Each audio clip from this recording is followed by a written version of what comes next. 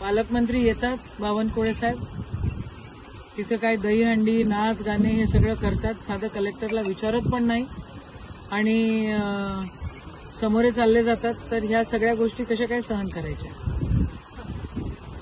तुम्ही पालकमंत्री आहात, तुमचं सरकार आहे, तेव्हा हे सरकार कशासाठी असतं? हे लोकांना जिव्हाळा देण्यासाठी, त्यांना हिंमत देण्यासाठी असतं. वेलफेअर स्टेट म्हणतो आपण याला. पण तुम्ही यायचं, डायरेक्ट तिथे जायचं, दहीहंडी फोडायची, तिथे अजून काय काय तमाशे करायचे, वोट चोरीला काय काय, वोट चोरी करूनच तुम्ही लोक सत्तेत आलेले आहात, हे आता सिद्ध झालेलं आहे. पण आता आहात पालकमंत्री तर करा की काळजी थोडीशी लोकांची पण. या मागच्या 2 दिवसांमध्ये दिवसा तालुक्यामध्ये आणि अमरावती जिल्ह्यामध्ये आणि महाराष्ट्रामध्ये मुख्य ठिकाणी मोठ्या प्रमाणात पाऊस झाला. अतिवृष्टी काही ठिकाणी झाली. भिवापूर तलाव फुटलेला आहे आणि ती जर भिंत फुटली तर 2-3 गावं त्या ठिकाणी पाण्याखाली येतील.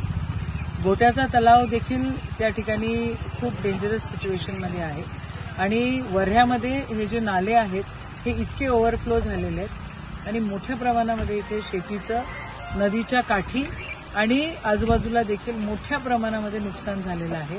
सरकारने याची नोंद घेतली पाहिजे आणि पंचनामे करण्यासाठी ताबडतोब आदेश दिले पाहिजे, असं माझं मत आहे.